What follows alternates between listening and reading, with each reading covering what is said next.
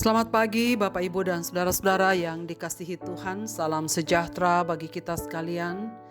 Harapan dan doa saya kita semua sudah bangun pada pagi hari ini dengan sehat, selalu bahagia dan semangat dalam anugerah Tuhan kita Yesus Kristus. Senang sekali kita berjumpa kembali pada pagi ini. Kita di acara Renungan Pagi edisi 29 Februari 2024. Mari bersama kita membaca dan merenungkan firman Tuhan. Semoga menjadi panduan kita untuk berjalan bersama Tuhan di hari ini. Dari Yohanes pasal 12 ayat 1 sampai 8 demikian. 6 hari sebelum Paskah, Yesus datang ke Betania, tempat tinggal Lazarus yang dibangkitkan Yesus dari antara orang mati. Di situ diadakan perjamuan untuk dia dan Marta melayani, sedang salah seorang yang turut makan dengan Yesus adalah Lazarus. Maka Maria mengambil setengah kati minyak narwastu murni yang mahal harganya, lalu meminyaki kaki Yesus dan menyekanya dengan rambutnya. Dan bau minyak semerbak di seluruh rumah itu. Tetapi Yudas Iskariot, seorang dari murid-murid Yesus yang akan segera menyerahkan dia, berkata, "Mengapa minyak narwastu ini tidak dijual 300 dinar dan uangnya diberikan kepada orang-orang miskin?" Hal itu dikatakannya bukan karena ia memperhatikan nasib orang-orang miskin, melainkan karena ia adalah seorang pencuri. Ia sering mengambil uang yang disimpan dalam kas yang dipegangnya. Maka kata Yesus, "Biarkanlah dia melakukan hal ini mengingat hari penguburanku, karena orang-orang miskin selalu ada padamu, tetapi aku tidak akan selalu ada pada kamu." Korban ucapan syukur. Pendengar renungan pagi yang dikasihi Tuhan, bagaimanakah kita menyampaikan ucapan terima kasih kepada seseorang yang telah berbuat baik kepada kita? Atau mengucapkan terima kasih kepada orang-orang yang telah berjasa? Tentu tidak hanya dengan kata-kata terima kasih banyak. Pada umumnya ada cenderamata, pemberian kenang-kenangan atau plakat. Apapun yang diberikan tujuannya supaya terpatri dalam-dalam bahwa kita sungguh berterima kasih untuk perbuatan baik yang telah kita terima itu. Saudara sekalian, walau tahu bahwa pemimpin Yahudi dan kroni-kroninya merencanakan pembunuhan terhadap dirinya, Yesus tetap saja kembali ke Yerusalem 6 hari sebelum hari Paskah. Sebelum sampai di Yerusalem, ia singgah dahulu di rumah sahabat-sahabatnya di Betania, kakak beradik Lazarus, Maria dan Marta. Kakak beradik ini memang sengaja ingin mengungkapkan terima kasihnya kepada guru, sahabat yang telah melakukan kebaikan luar biasa kepada mereka. Jadilah mereka merencanakan makan bersama. Di ayat 2 dikatakan, mereka hendak mengadakan perjamuan untuk dia, dengan mengundang orang-orang terdekatnya, sahabat-sahabat mereka. Acara yang digelar secara khusus untuk mengucapkan terima kasih kepada Yesus sebab telah membangkitkan Lazarus dari kematian. Tentu kebangkitan Lazarus adalah peristiwa yang luar biasa bermakna dan mengagumkan bagi kedua saudaranya Maria dan Marta. Itulah sebabnya mereka berdua sangat sibuk mempersembahkan jamuan yang baik kepada Yesus. Dan di luar dugaan, saat Yesus, Lazarus, dan orang-orang sedang makan, Maria melakukan satu perbuatan yang belum pernah dilakukannya selama ini, yakni mengambil minyak wangi mereka, narwastu, merek narwastu yang ia punyai, dituangkan di kaki Yesus, lalu menyekanya dengan rambutnya. Wangi semerbak seluruh ruangan itu. Marta seperti biasa sangat bersemangat untuk mempersiapkan segala sesuatunya supaya pesta itu terlaksana dengan baik. Dua tokoh yang menjadi pusat perhatian di dalam teks ini adalah Maria dan Yudas. Kontras di antara keduanya sangat menonjol. Bertentangan dengan peraturan orang Yahudi, Maria duduk di kaki Yesus. Ia melanggar adat istiadat. Laki-laki Yahudi dan perempuan ada batasan yang harus mereka patuhi. Namun Yesus tak melarang apa yang dilakukan Maria.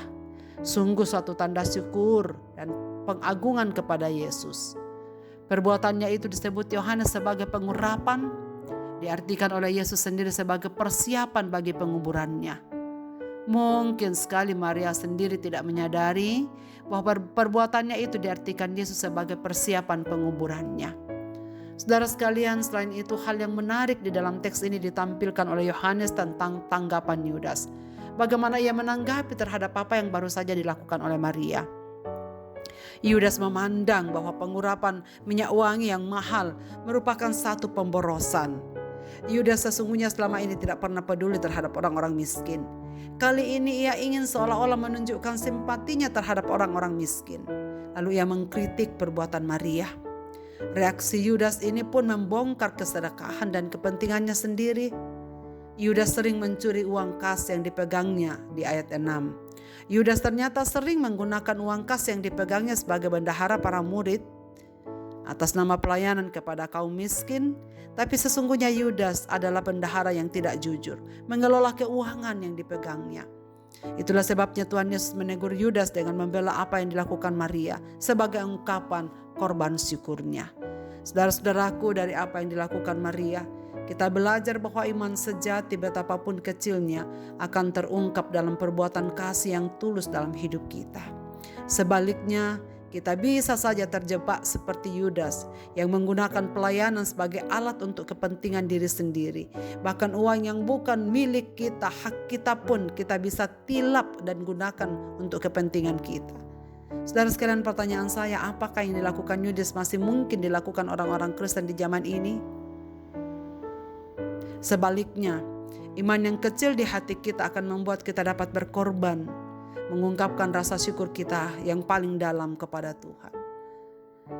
Jika sekiranya kita menyadari betapa dalam, betapa tinggi, betapa besar kasih Kristus yang telah kita terima, akan mendorong kita untuk mewujudkan ucapan terima kasih kita itu melalui perbuatan nyata kita di hadapan hadirat-Nya. Kita tidak akan hitung-hitungan dengan korban syukur yang kita bisa melakukan. Apapun yang kita buat, kita lakukan sebagai ucapan terima kasih kita, ungkapan syukur kita atas apa yang Tuhan sudah perbuat bagi kita.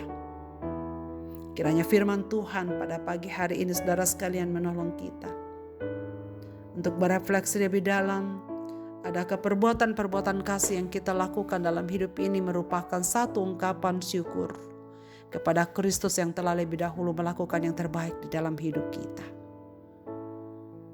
Marilah kita berdoa. Bapa di sorga, Bapa di dalam nama Tuhan Yesus, kami mengucap syukur pada pagi ini. Tuhan, berikan kami pelajaran berharga melalui dua tokoh yang memang Tuhan catatkan dalam sabda-Mu bagi kami. Tokoh Maria dan tokoh Yudas. Kiranya Tuhan menolong kami untuk semakin hidup bijaksana di hadapan Tuhan. Memilih apa yang dilakukan Maria menjadi teladan kami. Dan membenci, menolak, tidak menyetujui apa yang dilakukan oleh Yudas. Kiranya Tuhan mengajari kami untuk jujur, mengelola pelayanan-pelayanan kami. Bukan kami lakukan untuk kepentingan diri sendiri, untuk keuntungan diri sendiri. Tapi kiranya Tuhan membereskan segala motivasi dalam diri kami untuk belajar melakukan yang terbaik untuk hormat dan kemuliaan bagi nama Tuhan. Pada pagi hari ini hamba-Mu ingin berdoa kepada semua hamba-hamba-Mu di seluruh dunia. Hamba-hamba-Mu yang mendengarkan renungan pagi ini. Kiranya menolong kami untuk mengoreksi diri. Seyogyanya pelayanan yang kami buat adalah korban syukur dan bukan untuk menikmati kebaikan, kepentingan, dan keuntungan diri sendiri.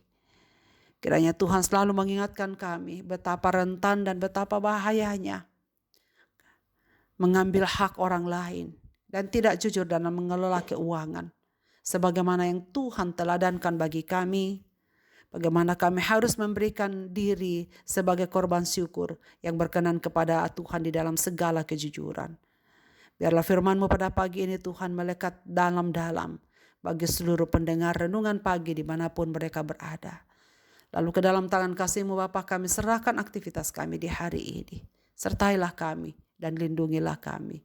Apapun yang terjadi dalam hidup kami, mohon penyertaan Tuhan. Yang sakit Tuhan sembuhkan, yang bersedih Tuhan hiburkan, yang mengalami berbagai-bagai persoalan dalam hidup pribadi dan rumah tangga mereka.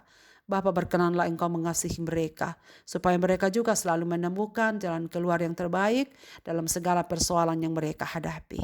Bapa, terima kasih banyak, kami serahkan hidup kami. Dalam Kristus Yesus Tuhan kami berseru kepadamu. Amin. Selamat beraktivitas Bapak Ibu dan saudara-saudaraku. Tuhan Yesus memberkati kita sekalian dengan firman ini.